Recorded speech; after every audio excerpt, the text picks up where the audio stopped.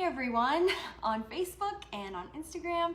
Sorry we got started a little late. There was a technical difficulty with Facebook not allowing me to go live for a second there, so hopefully we got it all situated. So tonight we're going to be talking about goal setting and kind of breaking that down and looking at what exactly that looks like.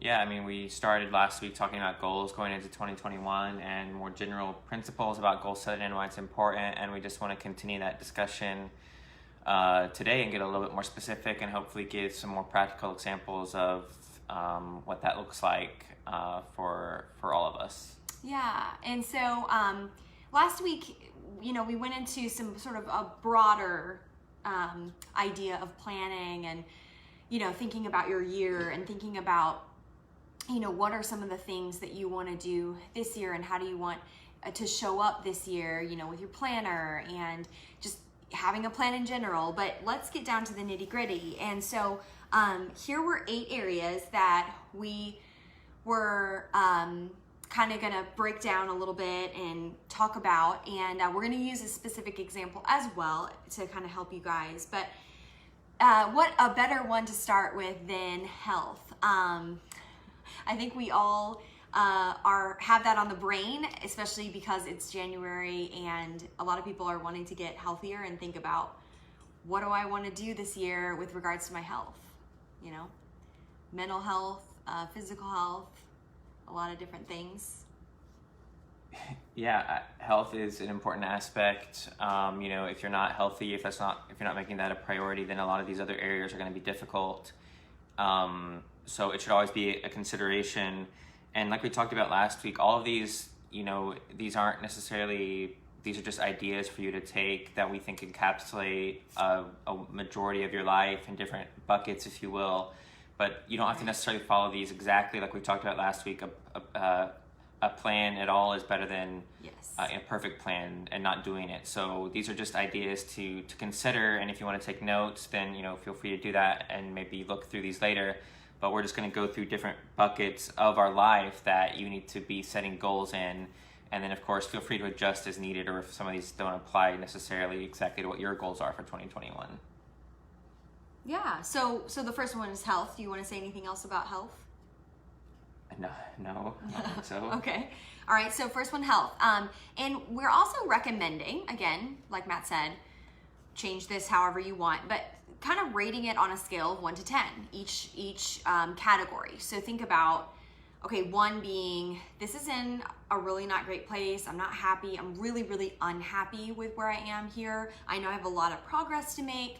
I know that I could grow a lot in this area. And then 10 is like, this is in an optimal place for me right now. It's exactly where I want to be. I'm showing up how I want to show up. I feel really great about where I am in this particular area. I feel really confident about it, whatever that looks like for you. So 10 is the best, 1 is the worst. So think about that. What does health look like for you from a scale of 1 to 10? And like I said, it could be physical health. It could be mental health. Health, is a very broad spectrum. So it could kind of cover a lot of different areas. The second bucket, if you will, is friends. So this could look like a lot of different ways, right? A lot of people could have a different definition of this, right? Sure. I mean, every friendships and everybody, has different relationships, but I think, we all want to have some close relationships that are outside our immediate family. And so when you're looking at this area of 2021 and what improvements you want to make, you want to be thinking about, where your friends are right now. Are you maintaining that relationship? Is it in a good place? Are you spending enough time? How do those look? And then maybe if you're maybe transitioning to a new place, if you're in a new position in your life and you're wanting to create some new relationships, what are you going to do to bring on those new relationships in your life to be able to have more friends and have those relationships grow in the new year? Absolutely. I think that really covers it really well. So yeah, think about that on a scale of 1 to 10. Where are your relationships? Where are your friendships more specifically? And I think as adults, I think we've talked about this before too, that it's harder sometimes to actually reach out and make those friendships, even if you don't have kids. I understand, like, you know, I have kids and I'm really busy. I get that. Not to say that that's necessarily an excuse, but I understand where people are coming from if they have kids. But even if you don't, that could still be a struggle sometimes. Wouldn't you agree? Yeah, I think as you get older, it can always be a struggle because you're not necessarily in environments that put you together with people like you are in school or sports, maybe when you're younger.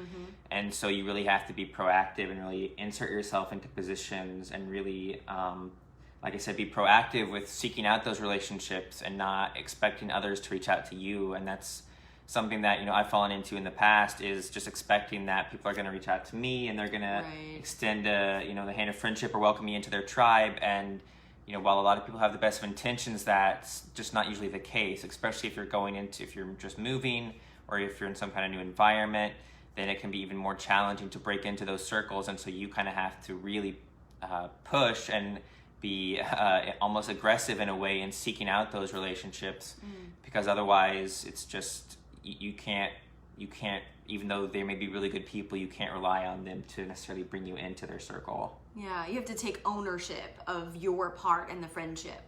Agreed. The next one is finances. I feel like, well, we've had a few really good episodes, I feel like, where we've just discussed this, kind of dug into, you know, what kind of things are you doing with your finances? But like any of these categories, you have to have a plan for the year about what you're going to do as far as finances go.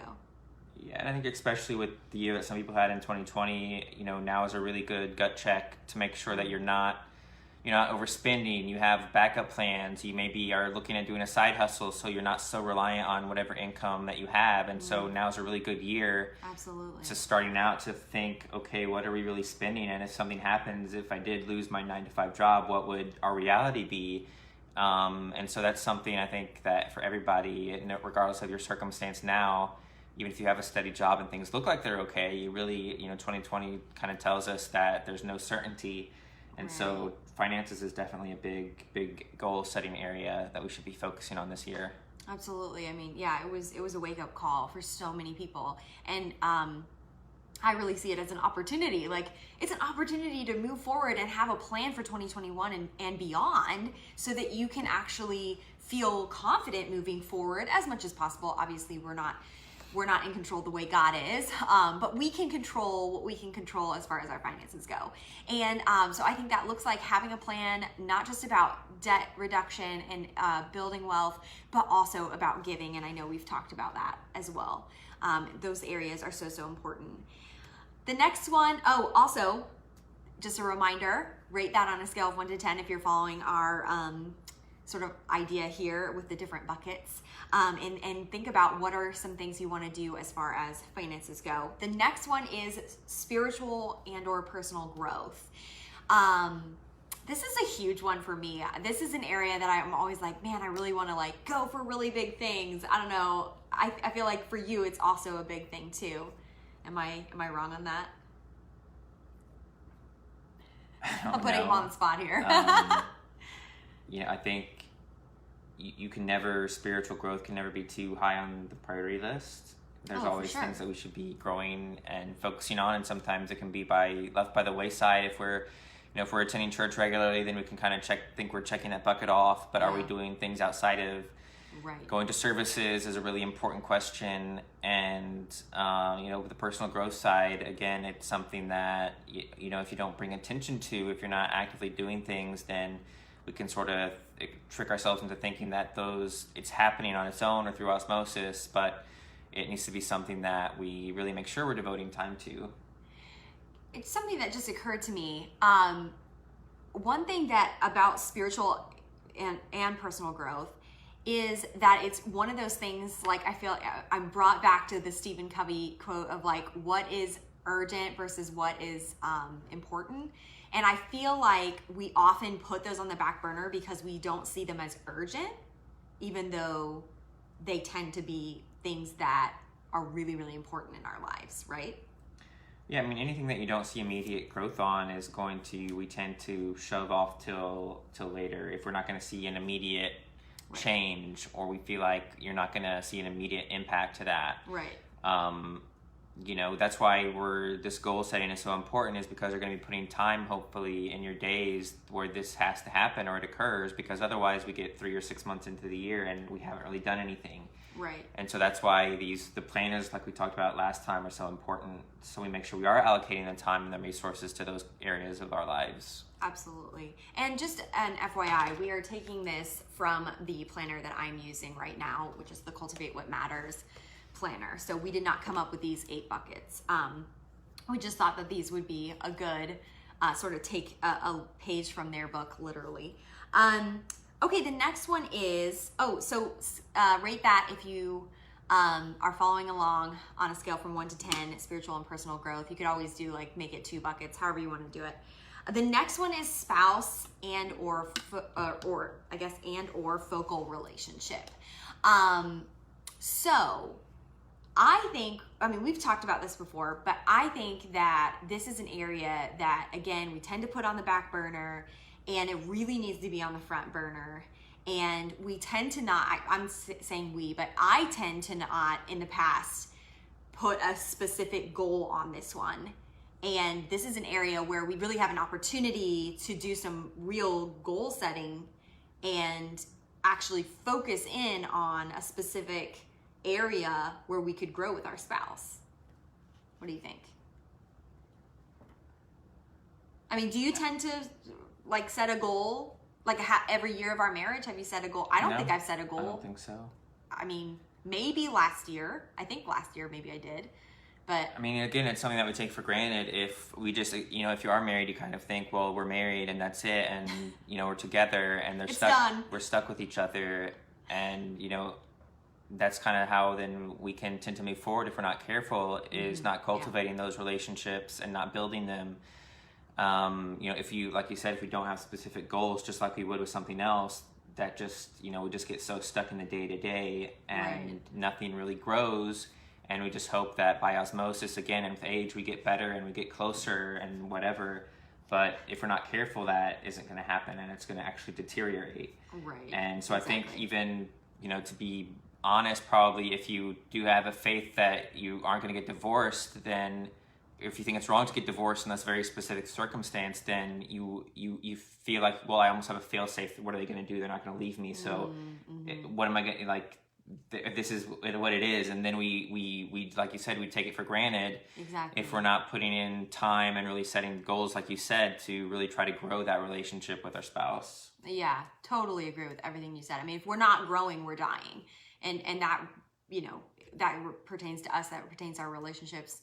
We could just keep going down the line. And I think, like you said, we kind of tend to just allow this relationship to just be there instead of actually using the opportunity God has given us in this person to build a really amazing life with this person and really dig in. But I think the thing that often stops us is we have to get specific. We actually have to make a goal or a plan. It's not just reliant on us, although we need to take responsibility. And whatever we choose is likely going to take a lot of effort and be kind of intense. And that's often something we don't want to lean into, I think. Yeah, and it's just a commitment. We have a limited amount of time, and we try to put we try to allocate it as best we can, but sometimes we still don't really put the focus on where we need to. And I think it's a balancing act between you want to grow these areas because you want to, and not because of a fear of loss. But at the same time, in some of these areas, if we're going to talk about career in a minute, but if your career wasn't, if your boss said if you don't do X, Y, Z in a month you're going to lose your job, well, you would get those things done, right? Exactly. Because you have to. You have a deadline. Right. And exactly. So a lot of times we don't think about these areas of our life, like health and our friends, because we just think they're going to come, it's going to happen. Right. And then we lose time and we lose years, and we don't have the best relationships we could have because they're just there and they're kind of static, but we accept them as they are and not getting better.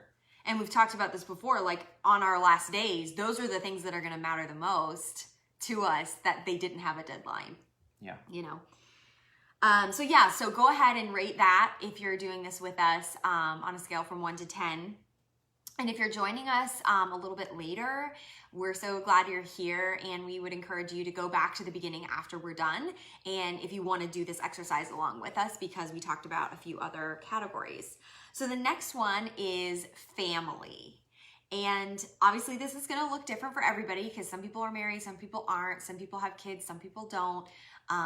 This it can look a lot of different ways. I think we could even extend this, even if you're single, like to your parents, to your sisters and brothers and whomever else is in your life. Yeah, I think regardless, I mean, even if you're still married, you can extend it still to your extended family, your cousins, your parents, your brothers and sisters, in-laws. Yeah, I mean, they're always going to be, hopefully an important part of your life, but there's still probably areas that you can continue to work on those relationships and grow and improve those. And so, Exactly. That's something that we can't neglect either. Oh, absolutely. I think those kind of relationships, while challenging, can prove extremely rewarding. And I know for me, I have definitely not thought about a lot of goals when it comes to those people, and even just showing like how much they mean to me, I think that's something that I've often taken for granted, and I just little things to show them that how much they mean to me, I think is something that I think I'm going to focus in on for this year. One thing I've always wanted to do on a regular basis, I'm just going to throw in there for an extra, is I heard this, I can't remember where, maybe the radio or something, that this one girl sent her mom flowers on the girl's birthday, because her mom had her on, she was the one that did the work on the day of, and yet we celebrate us, even though it was our mom who gave birth to us on that day. And I just thought that was so cool. And so I know, Mom, you're watching, but I love you, and one of these days I'm gonna make it a consistent habit. Okay, so rate that from 1 to 10 and think about, what do you want to focus on when it comes to family? And like we said, it can be all encompassing. Anybody you want to include in there, you really can. And then the next one is work, career, side hustles. I think we could, include all of them in there. I don't know. For me, this really looks like a lot of different areas, because I do so many different things, I guess. So you could always have like different categories for different things that you're doing, maybe divide it up. Yeah, I mean, whatever you're doing, you can break these categories down further. I think, like we've alluded to before, whatever, let's just take your job. If you have a 9 to 5, really, if you don't plan through the year, if you don't have a goal plan, then whatever happens is going to happen to you. You're just going to be a product. You're just going to be like something out on the ocean that's being swept around by the waves of your company, your boss's whims. And at least in a lot of companies, you can't trust that your boss or the HR team is going to have your best interests at heart. You have to take the bull by the horns, and you have to push the issues, and you have to promote yourself. Yeah. And if you're just a good soldier and you wait around, unfortunately, most of the time you're not going to get to where you really want to go, and you're going to feel, you can throw your hands up and be a victim and say, I did all the right things, right. I followed all the right procedures, but that doesn't really matter. And so I would really advise anybody that is really trying to make moves in their career to really this year make the plan. And some companies even have, they'll have their plans for your career progression, and they're really more to check a box than really help these people move up in their career. So you need to make sure that you are having those discussions with your boss. You're the one that's having these discussions with your HR, and you're really the one that outlines where you want to go. And if it's not with the company you're with, then the same thing, but you need to outline that plan and not just expect that somebody is going to come and pull you out of the line and take you to the top, because that just doesn't happen. You have to be the one that does that. Oh, for sure. And I mean, I think we're seeing that in all sorts of environments, but I am just, from what I've heard from different friends about a corporate environment, I think it's especially true there. What would you recommend as far as like people who have their own business, their own small business? What kind of goals or things could they be focusing on that maybe they wouldn't normally be thinking about? I think, it's dependent on where they are and what kind of business it is. But, I would say really working on, marketing. I think a lot of people think, well, if I have a good product, then it's going to eventually get to where it needs to go. Right. And a lot of times there's just so many good products. And so it really has to be, you really have to focus on marketing. What's your story? Right. What people are you reaching out to? How are you reaching out to people? And not just trusting that your product is going to be good enough to carry the day. Because if you've marketed your product and it's a little bit subpar to a product that hasn't been marketed, then most likely you're going to succeed. Yeah.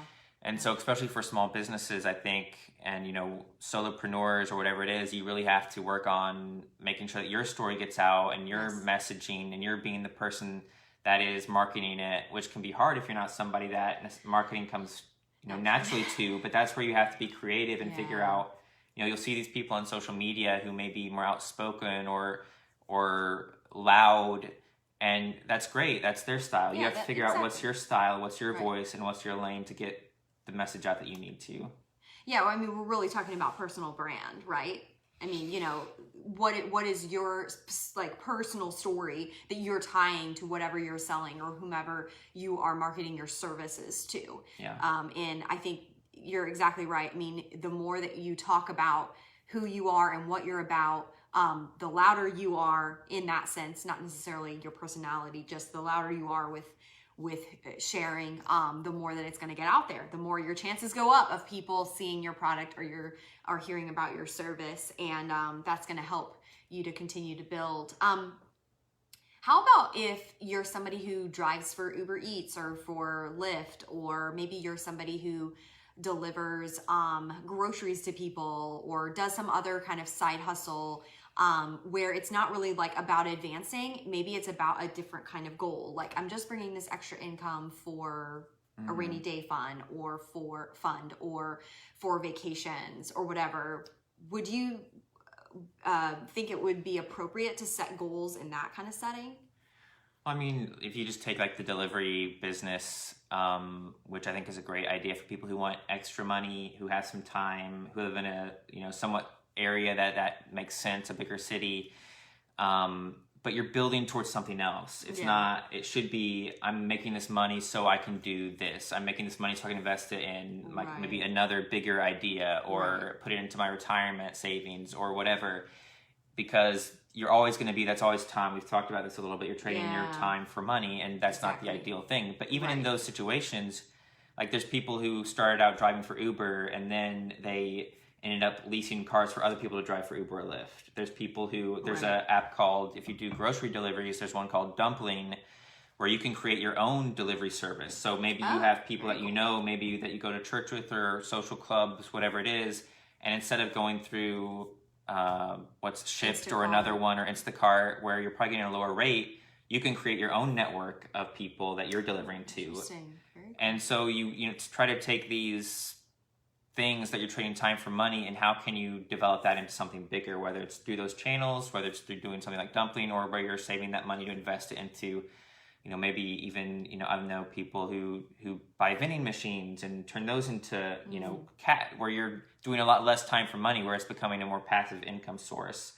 So with those kind of businesses, I would just be thinking, what's the next step? I'm making this money for what? For something else. Yeah. It's building. I love that. Perspective. It's not the end. It's not the destination. It's leading you to something else. It's literally a vehicle for something else. I was going to speak briefly to people who are in network marketing. I think this is usually obvious, obviously kind of advancing or things like that. But even if, let's say that you're at the top of your company's compensation plan, you could even look at, okay, who am I going to raise up within my organization, or how am I going to continue to build relationships and teach my team to build relationships, to add value, etc. And you could always focus in on something more specific even. Also, there's tons of good training out there, and you could even invest in some sort of conference or other training, like a Bob Heilig training or something like that, where you're getting more in-depth help and a more specific network marketing type training that's going to help you hopefully continue to build your business and have that community as well. And so then the last one, oh, before I forget, also rate that one from a 1 to 10. And you could always, like we were saying, I mean, this could be a lot of different areas. You could just rate each of those categories within work. You could have career, like, or 9 to 5, you know, side hustle, etc. Rate that from 1 to 10. And then the last one is recreation. And I think we talked about this last time, but this is one we tend to put on the way, way back burner. It's not urgent. There's not a deadline. You know, we tend to just say, oh, that's way back there. It's all good. And we tend to have it not in its like proper place, I feel like. Yeah, there has to be a time to play. I mean, there has to be a time for play. There has to be a time for relaxation. And I think you have either a lot of people are on one spectrum or the other. There are the people who don't ever do anything, or they're the people that do it too much. Yeah. And, you know, I was having a conversation with someone the other day about, you know, I would rather be the person, you see these people that have saved and been like for 60, 70 years and they have $2 million in the bank, but they've skimped on every little thing and they worry about every penny and not wanting to spend a dime. And then they die, and well, what was that for? Like, they didn't really do anything with that money, whether it was taking vacations or retiring earlier or giving that money to people or whatever it was, and that money's gone, and now it's, you know, half of it's going to the government. Right. So I would much rather be the person that lives their life and enjoys the fruits of their labor and the blessings that, you know, God has blessed you with, and die with less money than the person that saves every single penny. And so, like we talked about, it's kind of, you have to balance it, but don't be the person that doesn't ever have time to relax, have time to have fun, have time to share your blessings with other people, because that's an area of our life that is really important.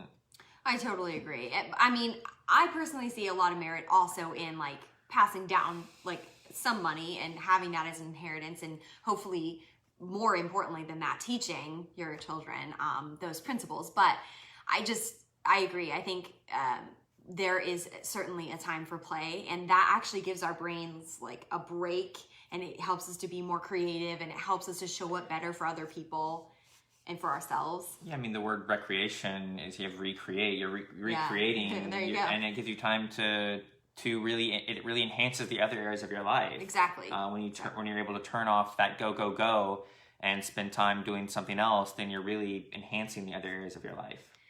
Yeah, I was talking with a friend today who is in a job situation that is very intense right now. Like this area of this career path, a lot of people are very, very hard on this kind of person right now, a person in this career path.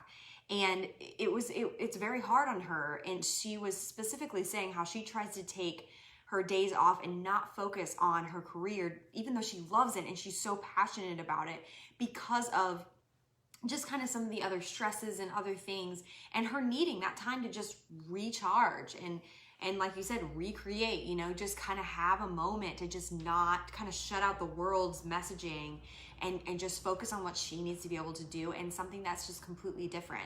And so finding those hobbies, finding those things that really light you up, that really get you excited. You know, around here, a lot of people have like a Disney pass or whatever, you know, something that you love, that you find a lot of joy in. You know, something that I've really been focusing on is just saying your best yes, saying yes to things that really matter, that bring you a lot of joy in your life. And that can be recreation things. It doesn't always have to be career. Hopefully it could be some of both, but recreation things, absolutely. I think finding those things that really bring a lot of joy to your life, and if it can bring joy to those around you as well, even better, I think is really, really important. So go ahead, and if you're following along with us, rate that from a 1 to a 10. So that's the last bucket. That's the last of the 8 buckets. And what we wanted to do was just quickly break down one particular goal. And this is kind of generic. It's, you know, not crazy specific, but we wanted to just kind of give you an idea of what it would be like to break down a goal. So we were saying potentially if you wanted to develop 10 new friendships this year in 2021, and let's say that in order to meet one person that you really connect with, you might need to meet about 10 people, let's just hypothetically say, we don't know the statistics, then you would need to meet 100 new people this year or connect with 100 new people this year. And you might be going, like, this seems crazy. Like, how are you going to connect with 100 new people this year, especially when we are still kind of somewhat in lockdown?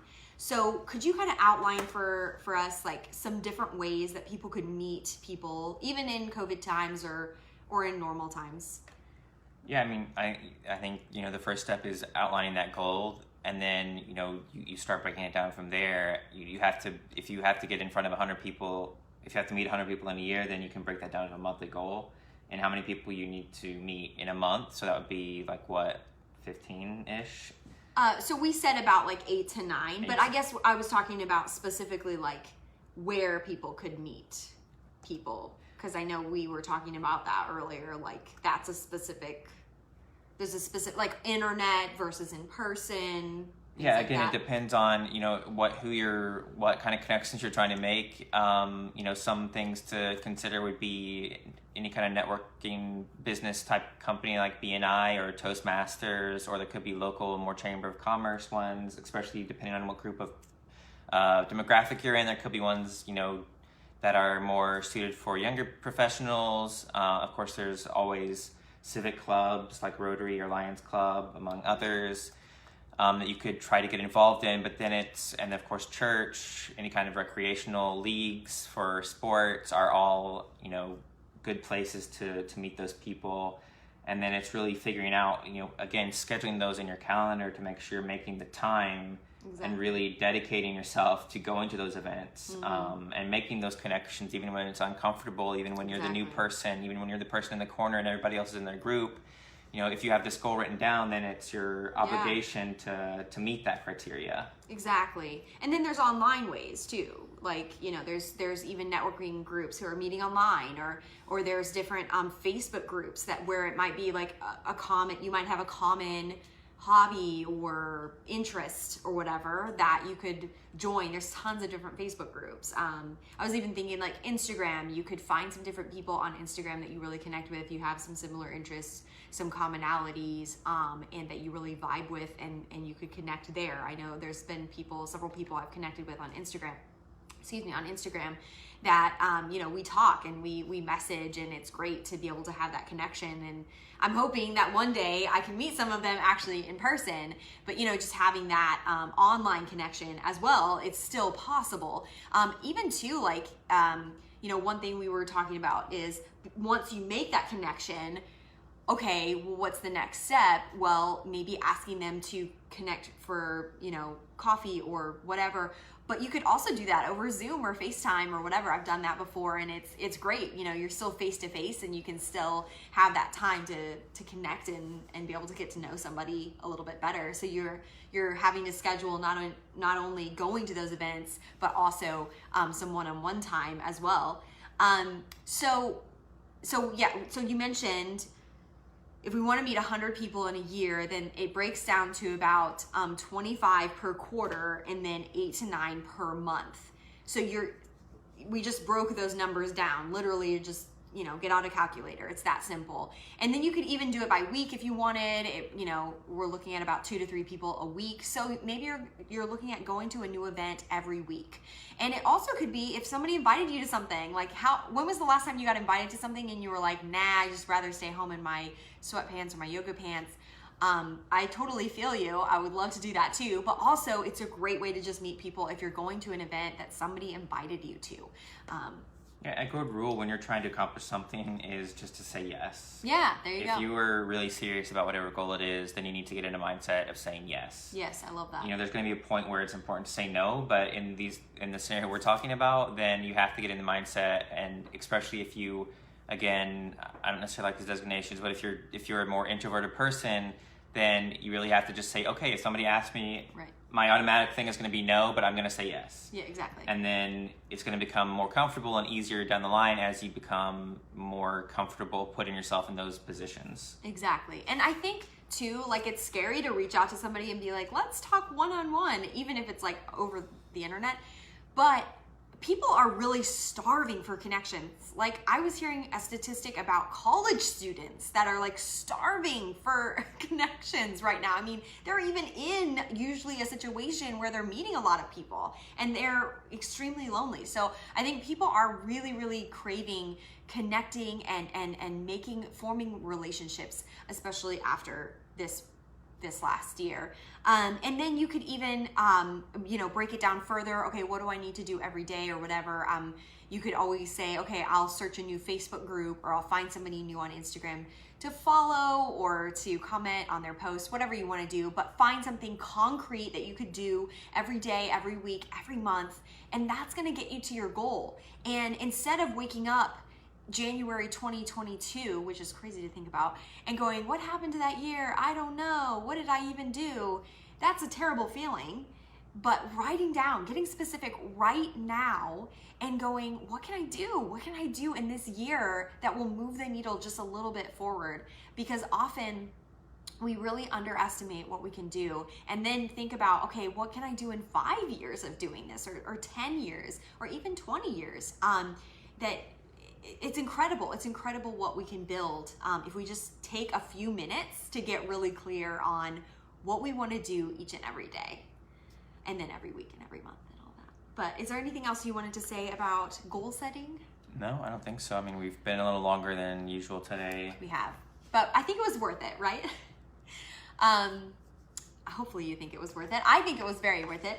But next week we're going to be talking about making adjustments along the way and the importance of that, finding your own groove, because a lot of the time we go in and we're like super gung-ho, and then we kind of let things go off to the wayside, and so kind of figuring out your own mode with these new goals. Yeah, and so if you didn't get a chance to watch all of it, or if you have any questions about what we discussed, drop them in the comments and we can address them maybe next time on maybe different areas that we discussed, or any questions that you have more specifically, and we'd be happy to answer those as well. Yeah, and don't forget to follow us on No More Some Days, on YouTube, subscribe and share, and then at No More Some Days with a Z on Instagram. And we just so appreciate you guys watching tonight. Have a great rest of the week. Night.